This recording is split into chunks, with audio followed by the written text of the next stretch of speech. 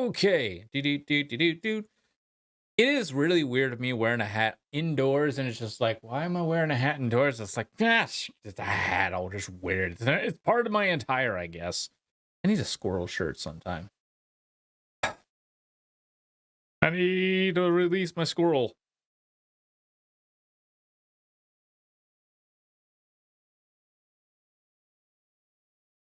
All right. Whoa.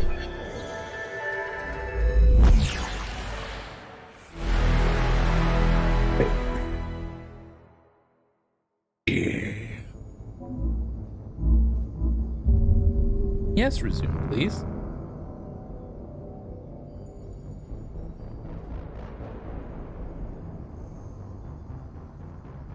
Okay, so I was considering restarting my character just so I can like reset his appearance. Then I thought better of it.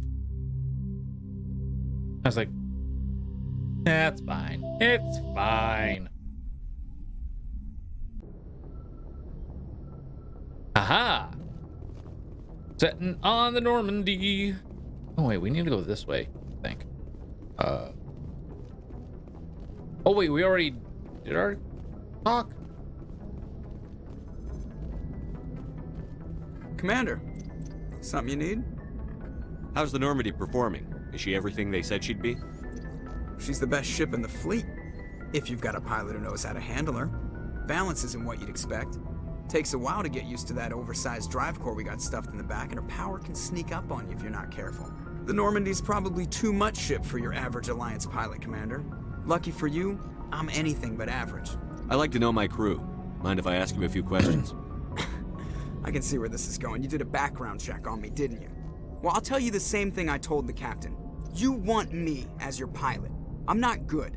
I'm not even great. I am the best damn helmsman in the Alliance fleet. Top of my class in flight school, I earned that. All those commendations in my file, I earned every single one. Those weren't given to me as charity for my disease. I didn't mean to insult you. I'm sorry, Joker. I didn't even know you were sick. You mean you didn't know? Oh, crap. Okay, I've got Vrolik syndrome, brittle bone disease. The bones in my legs never develop properly. They're basically hollow, too much force and they'll shatter. Even with crutches and my leg braces, it's hard to get around. One wrong step and crack! It's very dramatic. But I've learned to manage my condition, Commander. Put the Normandy in my hands and I'll make her dance for you. Just don't ask me to get up and dance unless, you like the sound of snapping shin bones.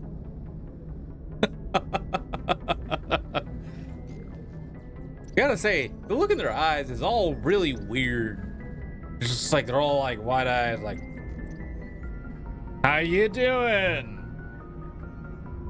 Hi. How you doing? Did they even blink?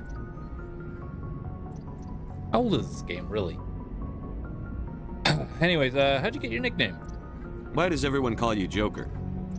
It's a lot shorter than saying Alliance Flight Lieutenant Jeff Moreau. Plus, I love to make little children laugh.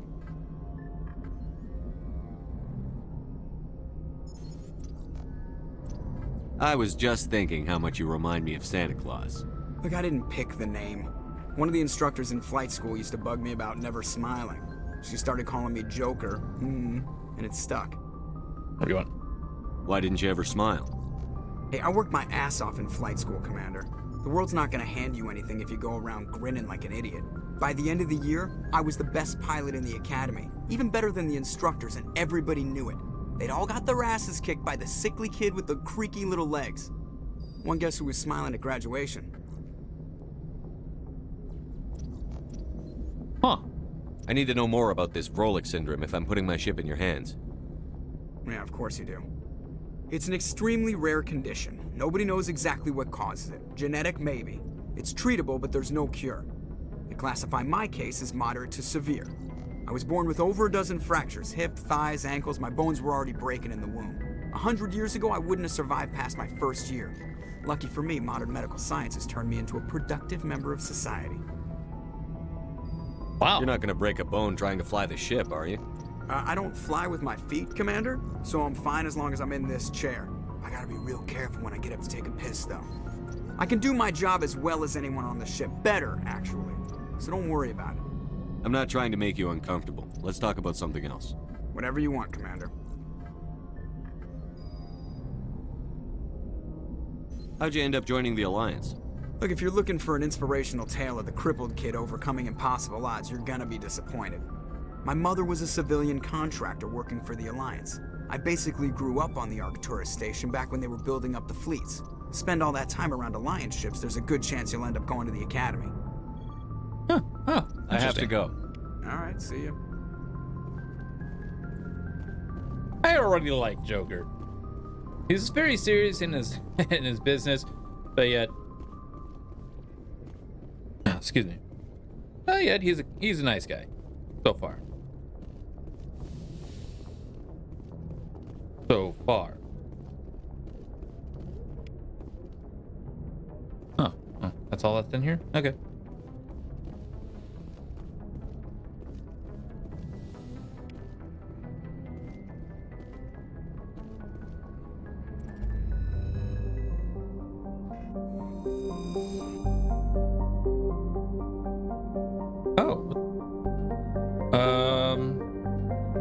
Supposedly constructed by the longest.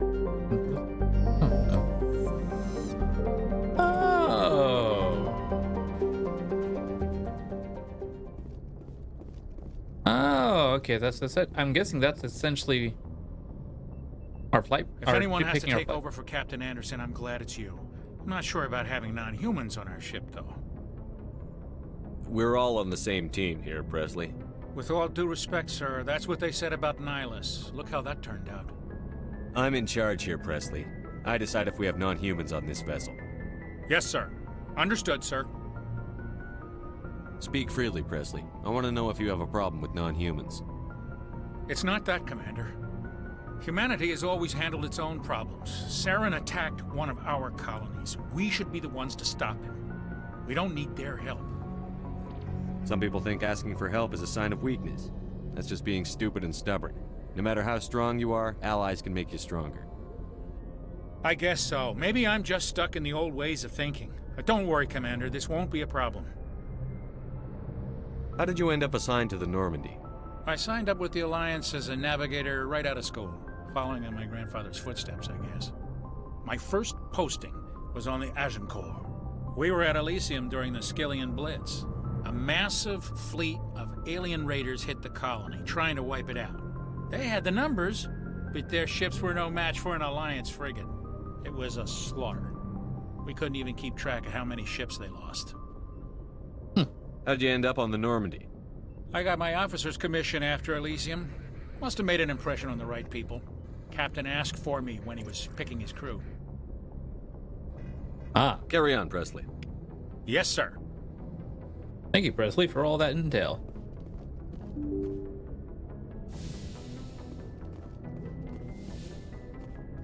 Let's go talk to our non-human friends, shall we?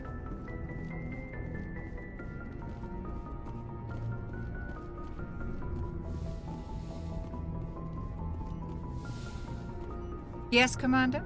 Is there something you need? How did you end up serving on an Alliance ship? I enlisted right out of med school. Earth always seemed boring to me. I Oh, we wanted already to talked to her travel, yesterday. but humanity needs the Alliance if we want to keep I should go. Goodbye, Commander.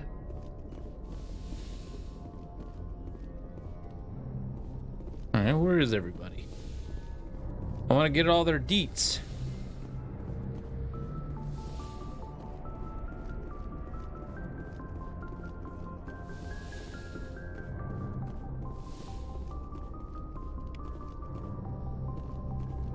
Okay.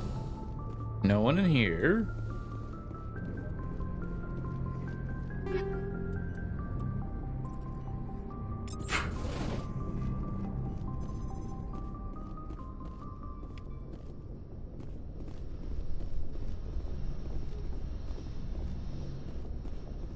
Am I missing something?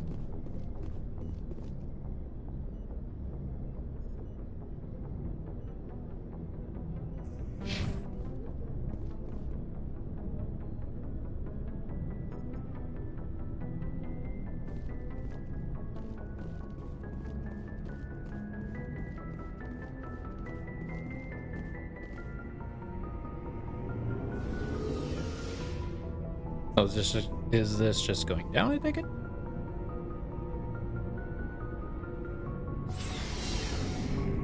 Oh, yeah, apparently. Hey, it's Garrus. Thanks for bringing me on board, Commander. I knew working with the Spectre would be better than life at CSEC. Have you worked with a Spectre before? Well, no, but I know what they're like. Spectres make their own rules. You're free to handle things your way. At CSEC, you're buried by rules. The damn bureaucrats are always on your back. Being a Spectre does have its advantages. Exactly my point. If I'm trying to take down a suspect, it shouldn't matter how I do it, as long as I do it.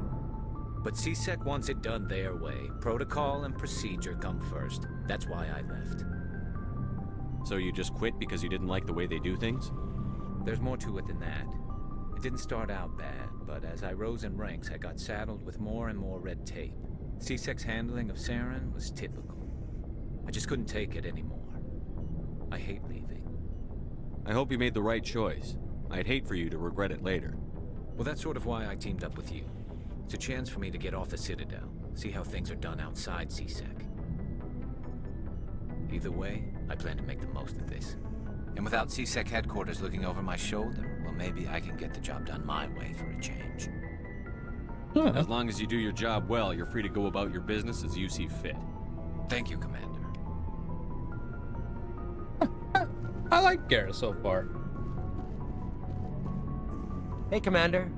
Looking for some extra supplies before you head out? What have you got? Whatever you want. Armor, weapons, mods.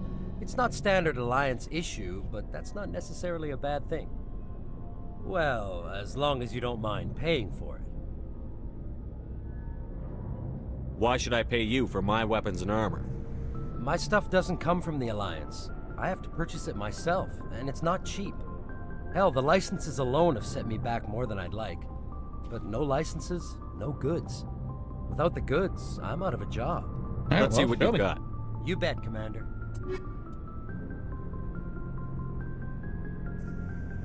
Huh. Oh God.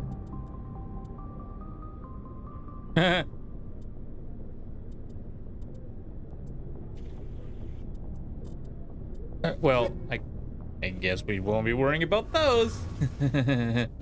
Ew.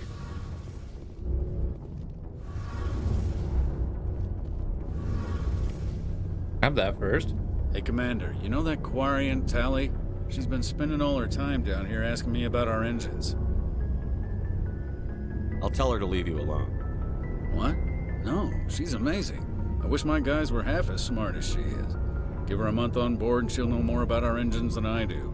She's got a real knack for technology, that one. I can see why you wanted her to come along. I figured she'd be a real asset to the team. You got an eye for talent, Commander, but I'm guessing that's not why you came down here. Fill me in on the IES stealth systems. How does it work exactly? You can't hide a ship out in space. They emit too much heat and radiation. Too easy for sensors to pick them up, unless you find a way to capture those emissions. So our stealth systems trap the energy we give off in storage sinks built into the ship itself. No emissions to give away our location. Eventually the sinks have to be vented. More than a few hours silent running and they overheat. Cook us inside our own hull. There's no way for anyone to detect us? A visual scan can still pick us up. Anyone looking out a window can see us plain as day. But you have to be pretty close to get an actual visual out in space. Most vessels rely on scanners. As long as the stealth systems are engaged, they can't see us. Not unless we accelerate to FTL speeds. Why doesn't it work with faster than light travel? Cranking up the that's FTL faster blue than shifts light, our FTL. emissions, pushes them into frequencies too high to capture in the sinks. As soon as we make the jump, it's like setting off a flare. Sensors can pick up our location whenever we enter or exit FTL flight, but for short-range missions, our stealth systems are amazing, and we've got the only one. Where else have you served, Adams? If you name a class of Alliance ship, I've probably served on it. Everything from dreadnoughts and carriers right down to frigates like the Normandy. My last assignment was on the Tokyo, only a cruiser, but she was a good ship. Couldn't hold a candle to the Normandy, though. Ah, I want to know more about the Normandy. She's the best ship I've ever served on. Probably the fastest vessel ever named designed. it after a city. She's the only one using the new Tantalus drive core. What's so special about the Tantalus drive core? proportionally, it's about twice the size of any other vessel. Not only are we faster, we can run at FTL speeds longer before we have to discharge the core. Carry on, Adams. Aye, aye, Commander. Interesting.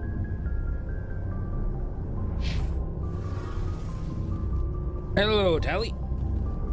Your ship's amazing, Shepard. I've never seen a drive core like this before. I can't believe you were able to fit it into a ship this small. It probably had to take some why you finagling humans have been so successful. and lubrication. I had no idea Alliance vessels were so advanced. The Normandy's a prototype. Cutting-edge technology. A month ago, I was patching a makeshift fuel line into a converted tug ship in the flotilla. Now, I'm sitting on board one of the most advanced vessels in Citadel space. I have to thank you again for bringing me along. Traveling on a vessel like this is a dream come true for me. I had no idea you found ship technology so interesting. It comes with being a Quarian. The migrant fleet is the key to the survival of my people. Ships are our most valuable resource. But we don't have anything like this. We make do with cast-offs and second-hand equipment. We just try to keep them running for as long as we can. Some of the fleet's larger vessels date all the way back to our original flight from the Geth. I can't believe your fleet's still using ships that are 3 centuries old. They're constantly being repaired, modified, and refitted. They aren't pretty, but they work. Mostly. We've tried to make ourselves as independent as possible on the flotilla, grow our own food, mine, and process our own fuel. But some things we just can't make on our own. A patch to maintain the hull integrity requires raw materials we just don't have. That's why our pilgrimages are so important. Tell me about your people. Our lives aren't easy. Resources are scarce, and we are constantly on the move. Everything we do must in some way contribute to the continuation of the migrant fleet. There are 17 million Quarians in the flotilla, and each of us relies on the others for survival.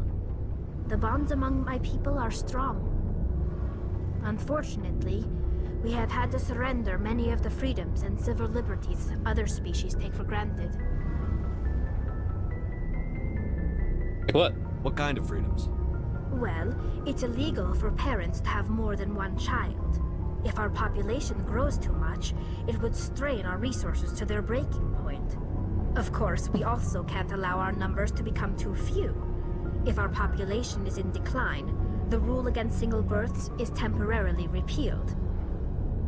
In extreme cases of population decline, incentives are even offered to encourage multiple births, though the Conclave hasn't had to take such measures in nearly a century. That's your government. The Conclave is our civilian branch of government. Each ship can elect a representative to serve on the Conclave and make decisions that affect the fleet as a whole. On matters that affect an individual ship, however, the captain has the final say. It's a tradition that dates back to the early days, when the fleet was governed by martial law. Fortunately, most captains nowadays are smart enough to have an elected council from their crew to give them advice and guidance. So the ultimate power rests with elected officials. In practice, the Conclave and the respective council for each ship tend to set the rules that govern our daily lives.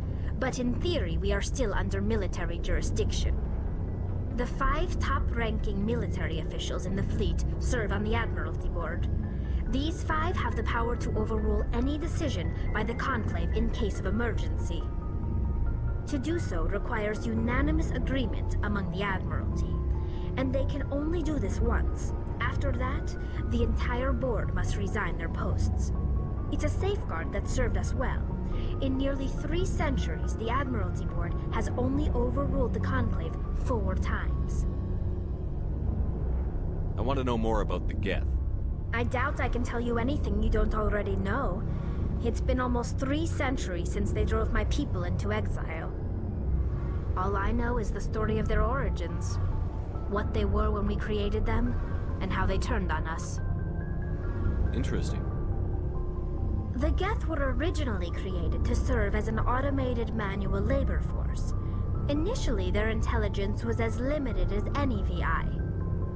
Over time, we made small modifications to their programming to allow them to perform more varied and complex tasks, bringing them closer and closer to true AI status. How come the Council didn't step in and stop you? This wasn't true AI research. We may have been skirting the bounds of the law, but we never did anything that was actually illegal. The changes were so insignificant, so gradual, that we were able to control them. Or so we thought. But one thing we underestimated was the power of the neural network. A million Geth thinking simultaneously created an inherently unstable matrix. So, the Geth share brain power? Many of the Geth's logic systems were designed to work in concert with other nearby Geth. Basically, the more of them you have in a group, the smarter they are. So there's some sort of group consciousness? No, nothing like that. They cannot share sensory data or information. Their programming cannot handle that much simultaneous input. Each Geth maintains an individual awareness and identity. The neural network only operates on a process-based level. It's basically the synthetic equivalent of a subconscious. But when they're in close proximity, they can coordinate low-level functional processes, freeing up more capacity for original or independent thought. That doesn't make any sense. I'm probably oversimplifying. The Geth are incredibly advanced and complex creations. All you need to know is that they get smarter when they gather in large numbers.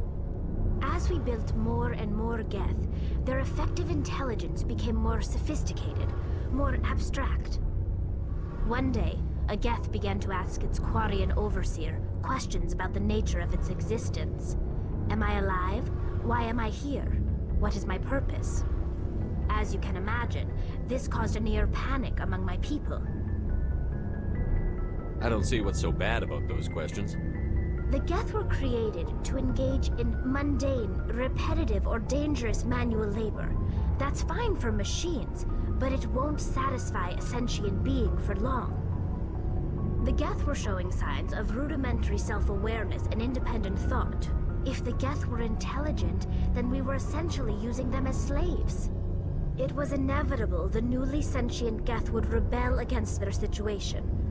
We knew they would rise up against us, so we acted first. A general order went out across all Quarian-controlled systems to permanently deactivate all Geth. The Geth responded to this order violently. You can't blame them for fighting for their survival. We had no other choice. The Geth were already on the verge of revolution. By acting quickly, we had a chance to end the war before it began. The hope was that most of the Geth would still be little more than machines, incapable of organized resistance. But they had progressed much further than anyone anticipated. The war was long and bloody. Millions upon millions of Quarians died at their hands.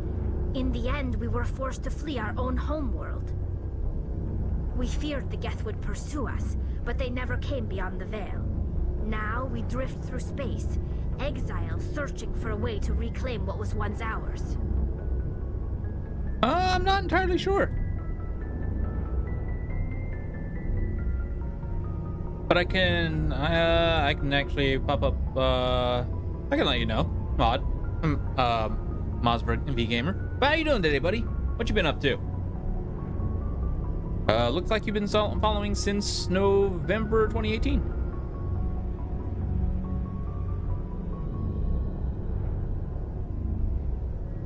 It's hard to feel sorry for you. Your ancestors tried to wipe out another species. We made a mistake when we created the Geth in the first place. But we did not make a mistake when we went to war against them. If we had not acted, they would have wiped us out. They're a synthetic life form. They have no use for organics. None. Why do you think they cut themselves off from the rest of the galaxy? Why do you think they've killed every organic being who's ever tried to contact them? I've been good. How have I been? I've been doing great. Been doing a lot of off and on, unfortunately, on Twitch. A lot of stuff's been going on, but all's been good. Finally getting started on Mass Effect. Finally. They didn't kill Saren. What does that tell you? The Geth are not innocent victims in all this. They're the enemy. They want to destroy us. Not just the Quarians. All organic life. That's why they've joined up with Saren. And that's why we have to stop him. I want to know more about the pilgrimage. When my people reach maturity, we leave our birth ships and seek acceptance with a new crew. It's necessary to maintain genetic diversity among the fleet. Yeah, unfortunately, I don't think I have a But no ship wants command to for that. accept someone who will be a burden on them. So, to prove our worth, we embark on a pilgrimage. We set out alone, leaving the flotilla and our families behind us. We only return once we have found something of value we can bring back to the fleet. This is presented as a gift to the captain of the respective ship we wish to join. If the gift is accepted, we are welcomed into the crew. Can a captain choose to reject the gift? That doesn't happen often. Most captains are eager to increase the size of their crew. It increases their own standing in our society. Even when a gift is not particularly valuable, the captain usually accepts it out of a sense of tradition. However, there is a stigma to presenting a substandard gift. It's not the best way to make a good impression on a new community. Most pilgrims don't return until they find something worthwhile. I can't believe they just send you off alone. It's not like they just cast us out. Before we leave, we are given lessons in how to survive outside the flotilla, and given gifts to help us on our journey. We also receive implants to fight off sickness and disease. Generations of living in an isolated and highly controlled environment have left our immune systems weaker than most. By the time we leave the fleet, we are well equipped for the pilgrimage. This is a rite of passage for all Quarians. If it were dangerous, our numbers would suffer. Virtually every pilgrimage ends with a triumphant return and the ritual presentation of the gift to one of the fleet's captains.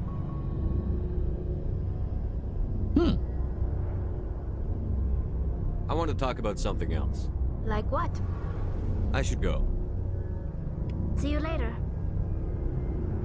Well, that's interesting.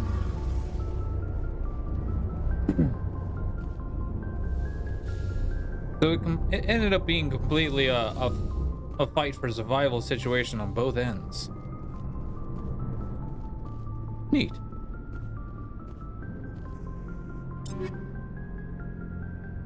Oh. There's lockers, okay.